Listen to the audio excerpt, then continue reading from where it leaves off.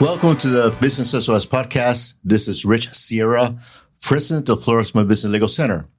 This is episode 158 of the podcast. It's a very special episode for you that I have today. Let me tell you just a little bit of a story. I met my guest close to about 6 months ago here at the Populi Studio. She's a fellow podcaster as well, a content creator, and I began to listen to her podcast. The podcast is Beyond the Quo. And really, I enjoyed the podcast so much I wanted to bring her in because I related to that podcast, and I believe you will as well. And I just give you some examples. So one of the things she's talked about is that she talks about redefining success at the stage of our lives. And many of you are business owners, and we continue to look at what are we doing in our businesses and how we define success with the various challenges that we are facing in perhaps middle age. And she defines middle age as 38. I'm going to be 62 next week, so I'm past that already. But many of us are the 40s to 60s type range. Is basically the audience that I work with in my practice. And I believe that many of you are going to relate to some of the things she talked about today. And this will be a two-part episode. We're going to talk about this first half this week. And next week, you're going to have another episode. We're going to have a conversation with her as well. So after this podcast, you're going to have homework. The homework you're going to have is, if you're listening to this podcast, you will go to your Apple podcast and you are going to look for a podcast called Beyond the Quo, and you're going to subscribe to it. And I guarantee you will not regret what I'm asking you to do. You certainly will enjoy it. So welcome to the show, Stacey Luces. Thank you so much, Rich. It's my pleasure.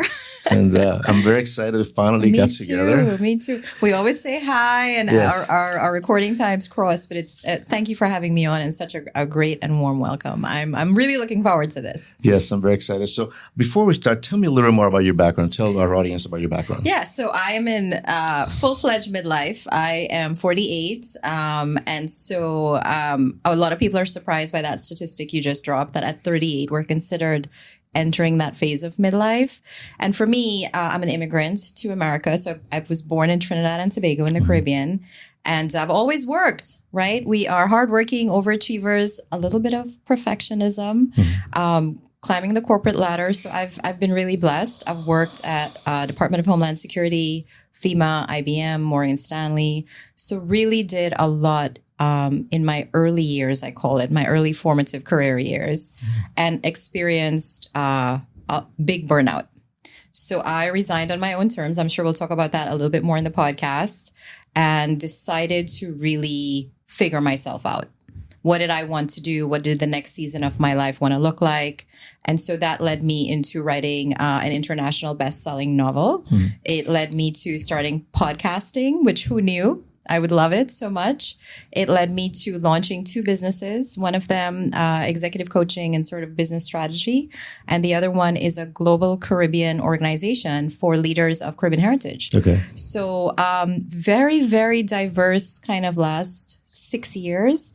But the first season out, I would say, of my career was very much like many, I'm sure, of your listeners, in corporate, big title, thinking we've made it, and wondering what's next. What inspired you? First of all, what is the title of your book?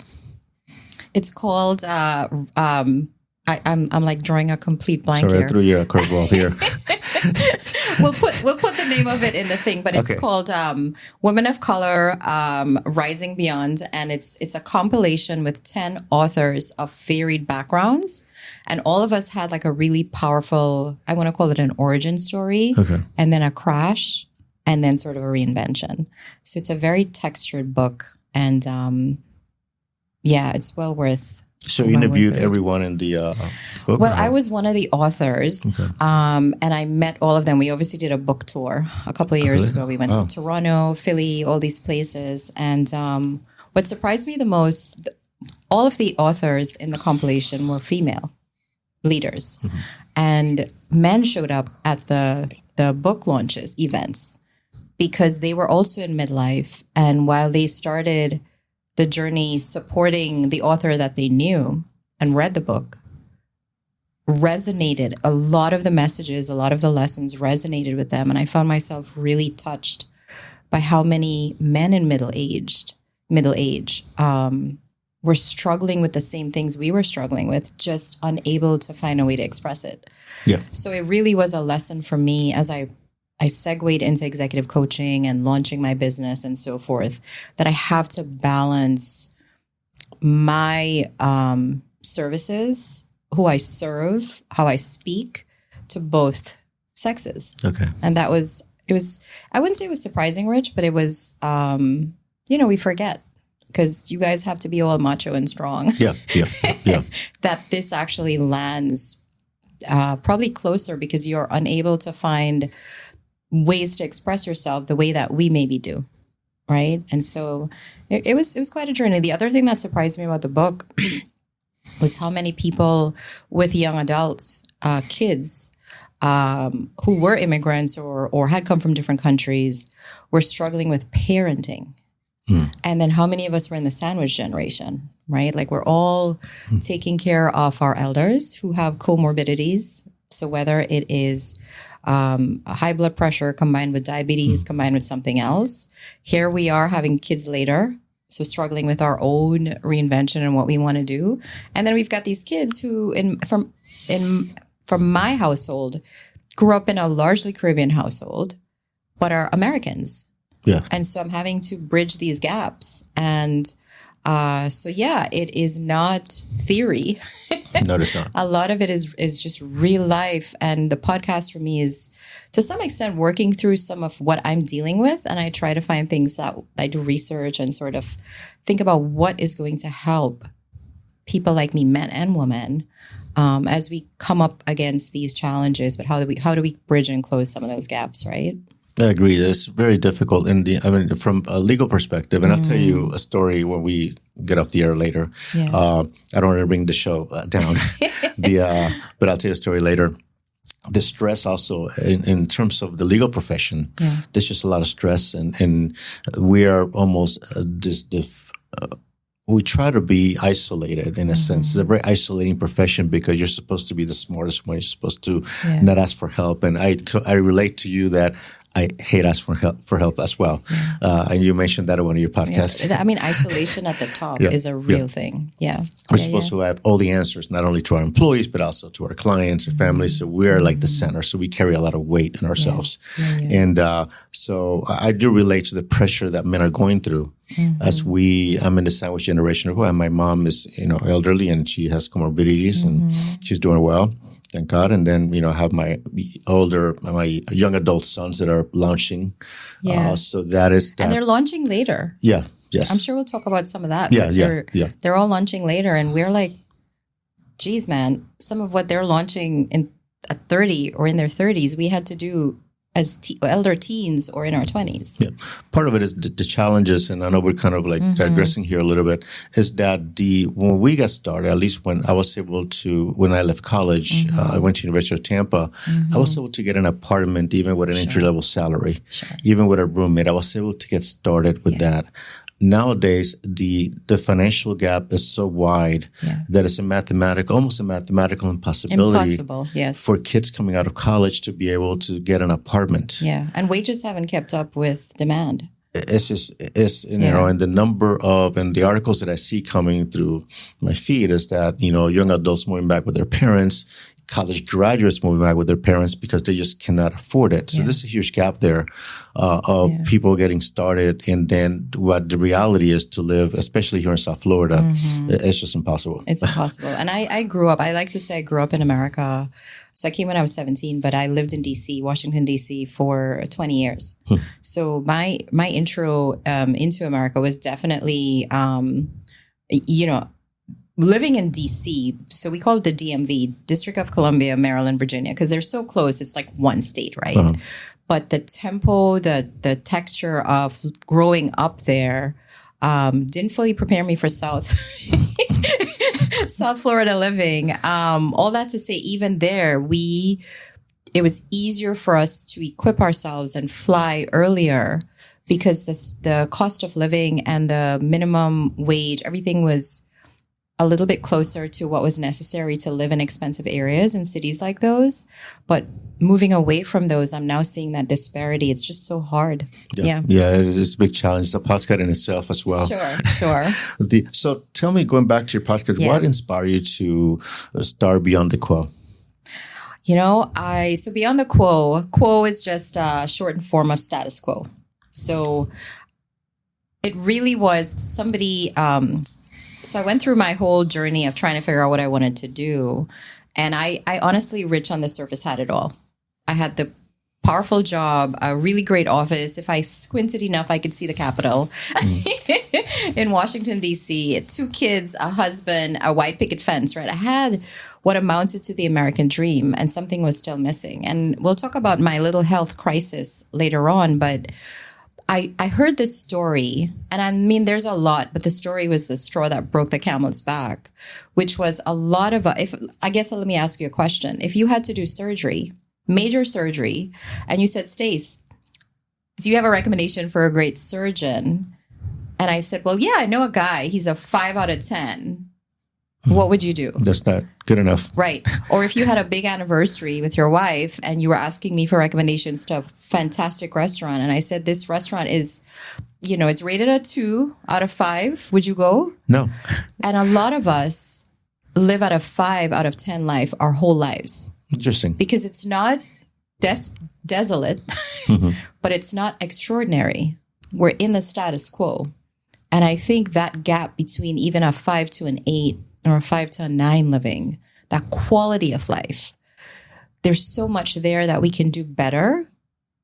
But sometimes staying where we are, the status quo, feels comfortable and like, well, I'm not as bad off as XYZ, and I'm never going to be. And then we pick some famous person. And I use weight as an example, or health, because we're like, I hear so many, even myself included, we'll look at somebody like maybe Jennifer Lopez, who has a banging body at like whatever, 60 or whatever, and say, oh, she has a trainer and a cook, make excuses.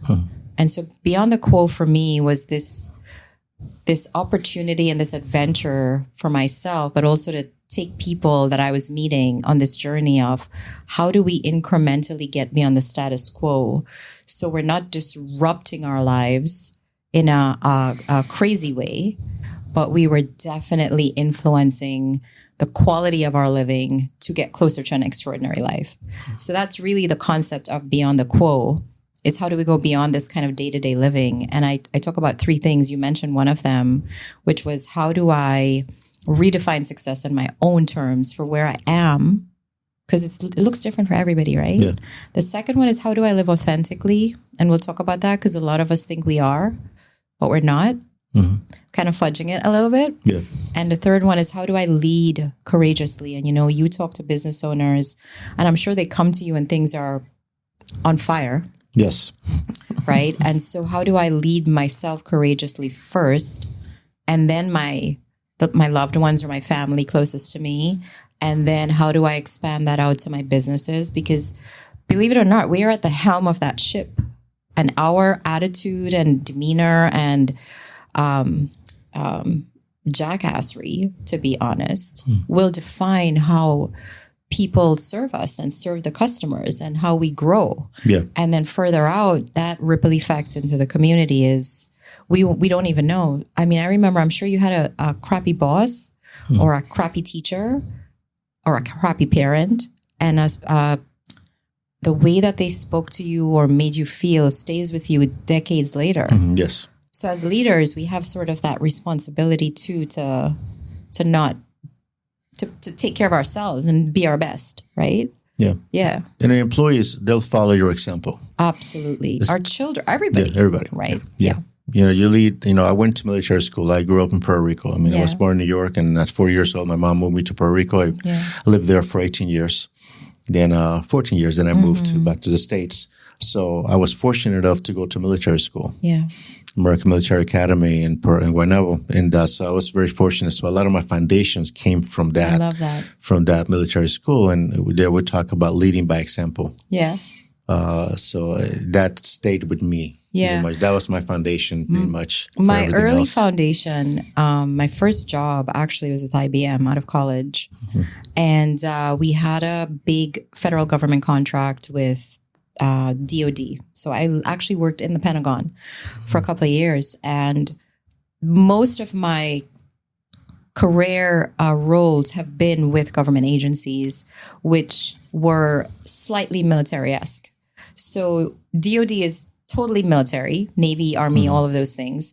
And DHS, Department of Homeland Security, I call it paramilitary because a lot of people retired or left the military and came to work for these organizations. But what you're talking about, Rich, that discipline and the core values and sort of that character was instilled in us by osmosis. That's who we worked for.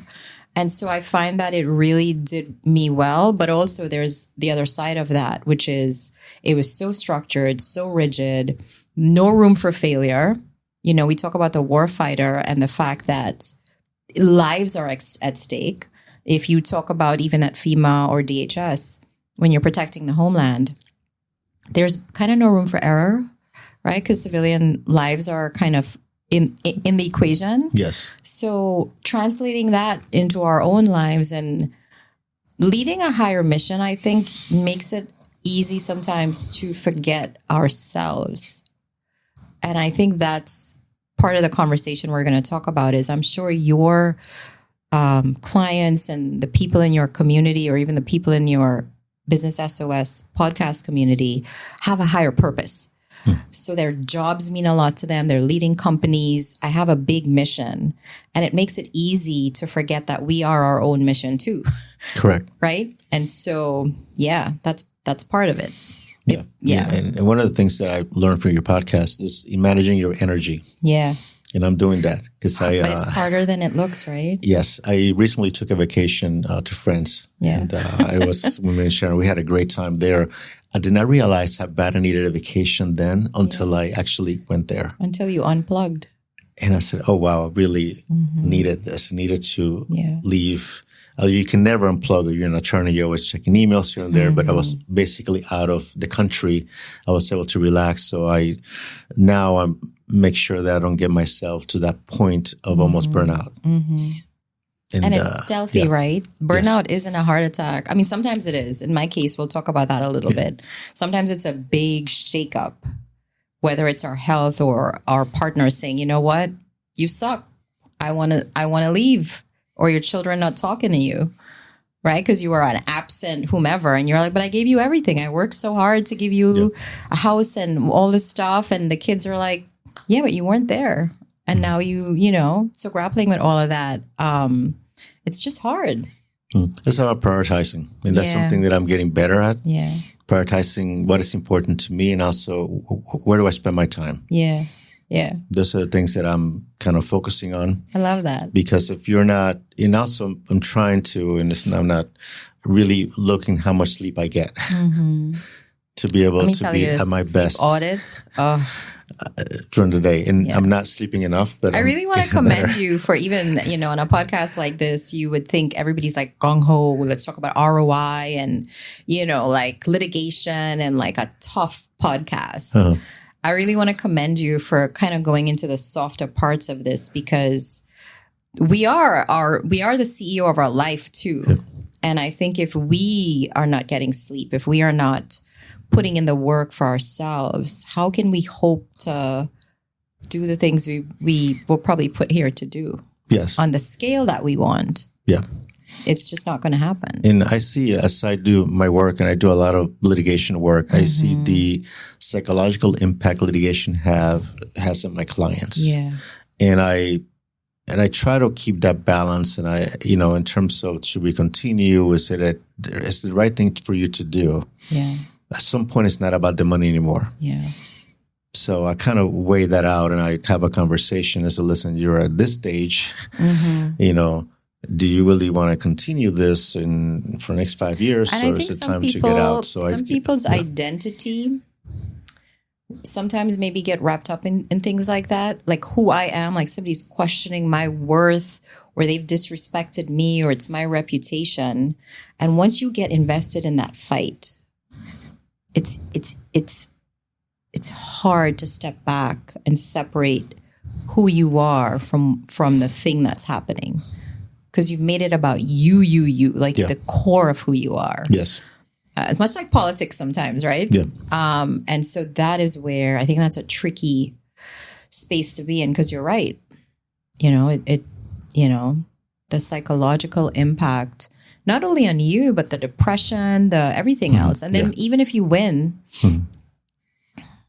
what did you actually win? Yes. Yeah. Sometimes even winning, you end up losing anyway. So it's just kind of but I do quite a bit of it and litigation work, and I see it, not only financial impact, but psychological impact and the stress. And some clients tell me, my blood pressure is going up because of this. And I'm like, listen, let's step back a little bit. Yeah. This is only a case. Your health is more important than this. Yeah. You got to take care of yourself. Yeah. I was involved in I can't talk about it, obviously, but I was involved in a huge case many years ago. And it took about 18 months to resolve. And the impact, I was a new mom, the health impact, the days off from work, the depositions, the paperwork, the worry, it was awful. Yeah. If I could do it over, and of course I'm looking at it with grown-up eyes. Yes. Yeah. And hopefully wisdom. If I could talk to my younger self, I would be like, girl, it's just not worth it. And that remains to be seen, because, Rich, sometimes it is worth it. Yeah, sometimes you got to fight. Sink your teeth in and fight, right? Yeah, absolutely. Yeah. So tell me, something, you had a health scare. Yeah. Do you want to share that with us? Yeah. And what kind of turned you around? So you mentioned pretty much growing up in Puerto Rico, kind of having that military background, sort of. For me, it was not similar, apples to apples, but I'm sure the journey and the emotions were similar. It is navigating young adulthood, navigating different environments. And for us, failure was just not an option, right? You're kind of in survival mode. And so I've been in survival mode for a long time. Eldest of 5, coming here when I was 17, working 3 jobs through college, came here with half a suitcase. The whole immigrant journey really it's something we're proud of. Yeah. And it's made us who we are. And I wouldn't change it, because it's made me who I am. But at the same time, there's an opportunity, there's a cost to that. And so for me, I don't do anything half measure. So I burnt out spectacularly. I'm the same way. Right. At 40, some people are like, oh, I'm burning out at 60. I was like, no. I want to do it way earlier. But I had, my kids were young, and I had not been feeling well for a long time. I was traveling all across the country. I was in this big, so Department of Homeland Security has 220,000 employees. I was one of 30 selected for the DHS Fellows Program. So it was a person from each DHS. So DHS at the time was comprised of 22 agencies. So people think it's just one big conglomerate. It kind of is. But DHS is the umbrella under which you have FEMA, TSA, Secret Service, Coast Guard. Okay. So there are 22 components to DHS, the umbrella enterprise, if you will. Okay. And so I was one that represented FEMA. And then I had 29 counterparts, one for Secret Service. And so we were on this magnificent executive development journey. We were being groomed to be the leaders for the department. And it was amazing. It was amazing work. We, I grew up, I was in college when 9/11 happened. So it was very close to us. We were very patriotic at the time. And we went to Ground Zero. We went to Chicago and visited Secret Service, had their headquarters out there. And so it was mission-driven work.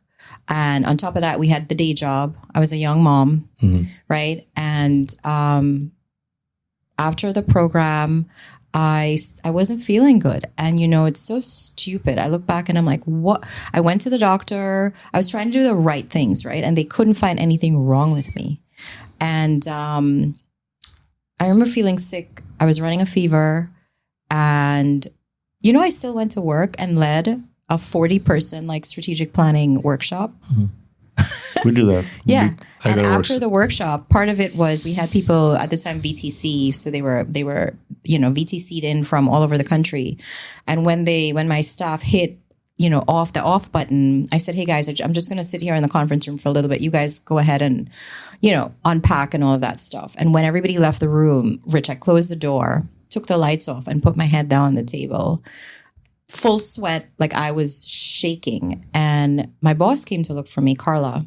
I will never forget her. She was from the Coast Guard. She now works for FEMA. She was one of those mentors that's forevermore I will be grateful to her. She came in and she's like, what's going on? And I told her what was happening. And she called her husband, who lived pretty close by to the office. And he actually dropped me home because I just wasn't equipped to take the train home. I was so sick. Anyway, I get home. I was like, you know what? It's just a flu.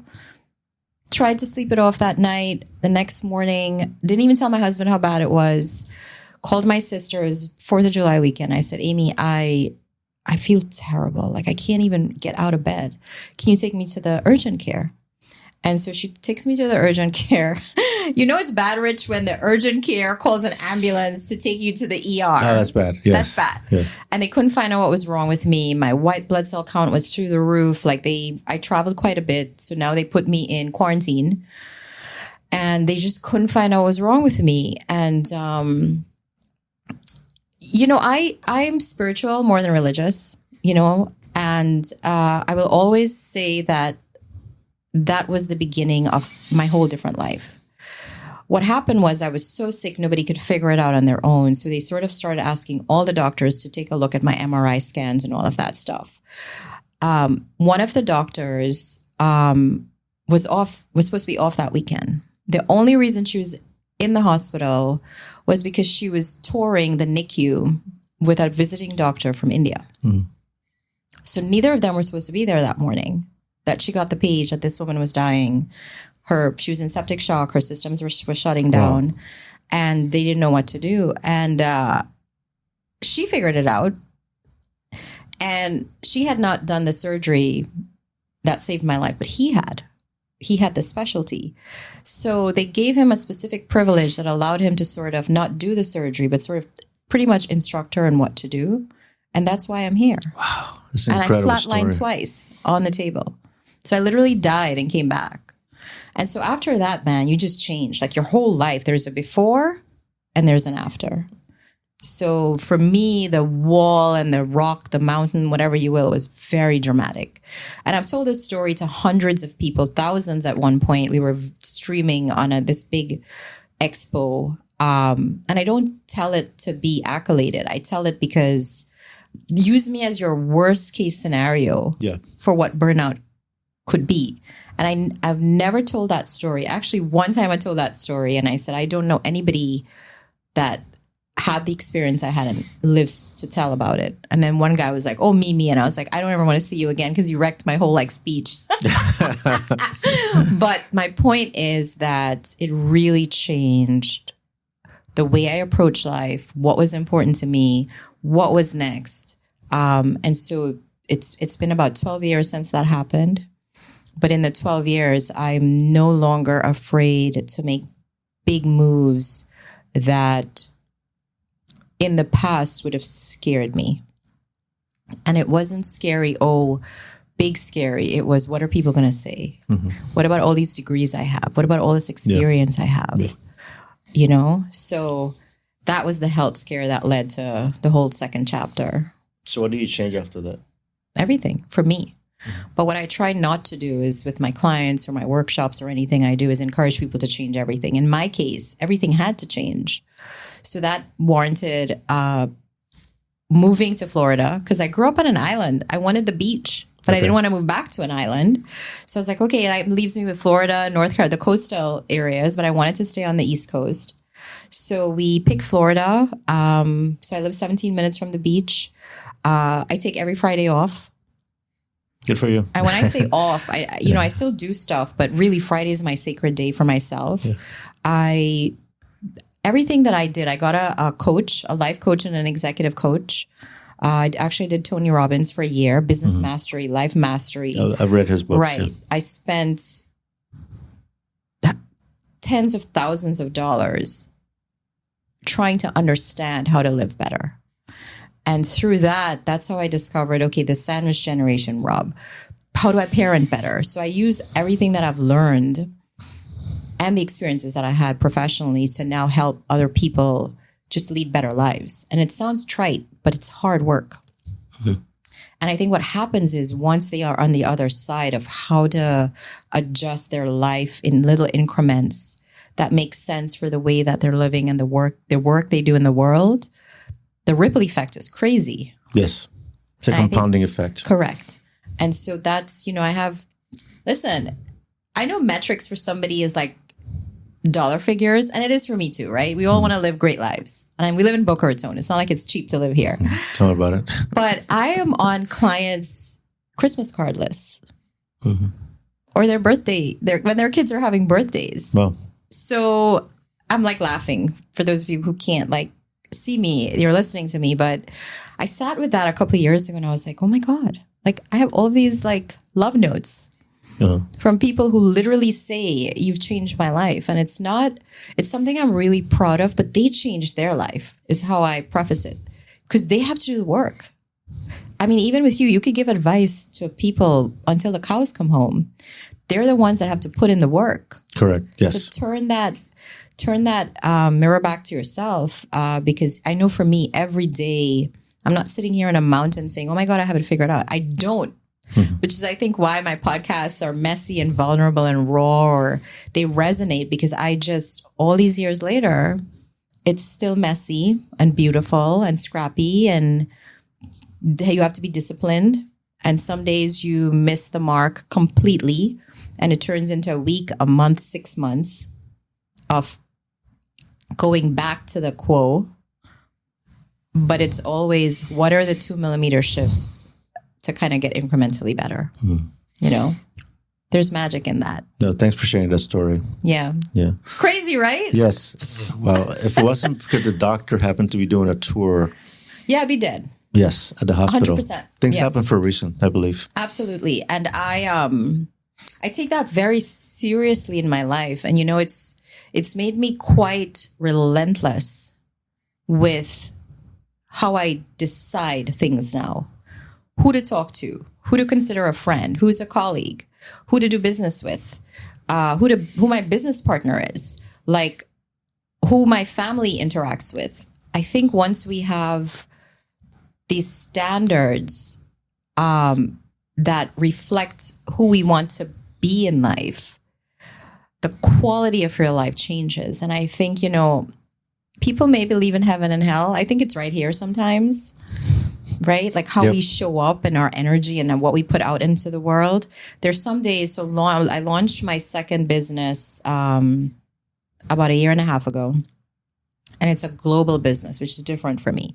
So we're talking with executive leaders across the world whose, high net worth and the things they've done probably in the past would have intimidated me.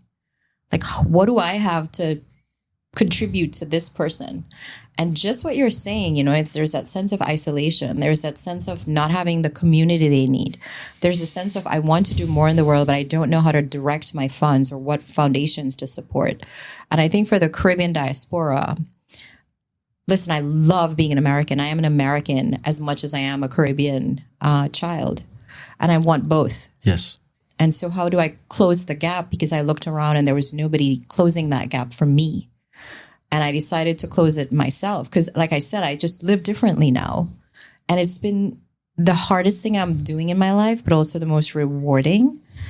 But there's not a day that goes by when I'm like, man, I could be in an office like cashing a big fat check instead of doing this hard work. And the work of it is, and I'm sure what you do in the world is, how do I change the mindset of people, of leaders, of business owners, of humans, when we're so conditioned to be comfortable, even if the comfort is hurting us.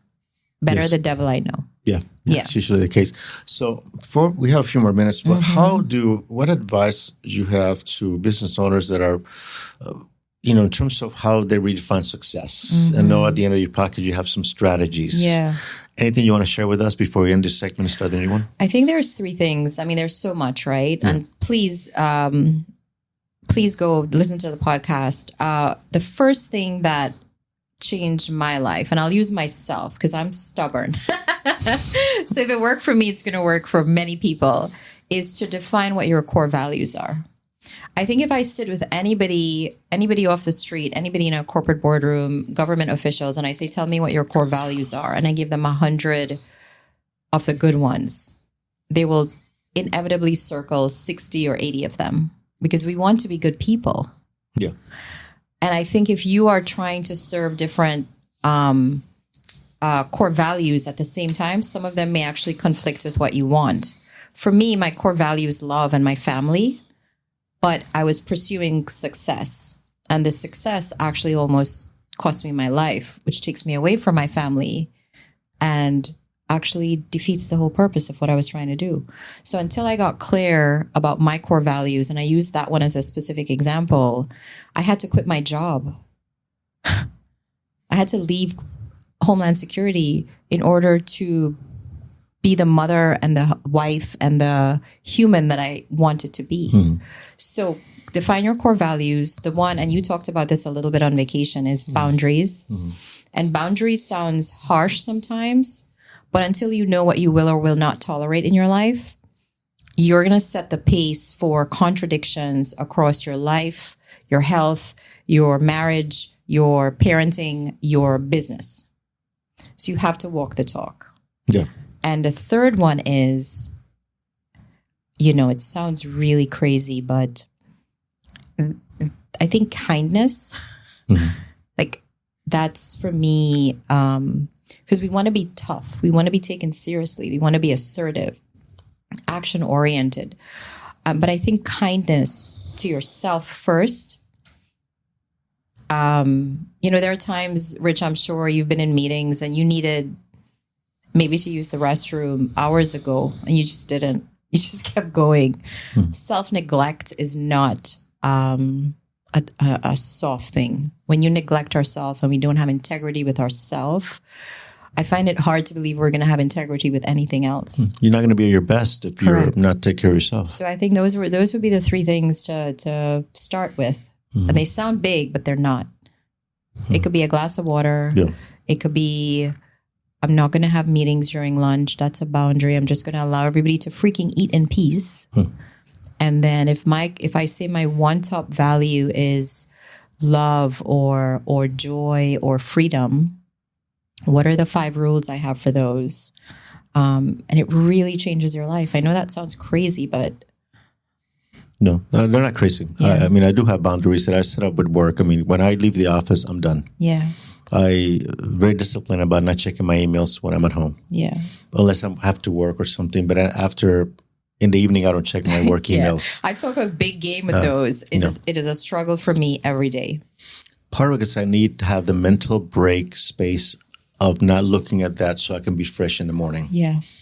Because in this type of, when I talk to, like law students or people want to go into law and I say, well, how is it? And I'm like, well, think about the toughest final exam that you had.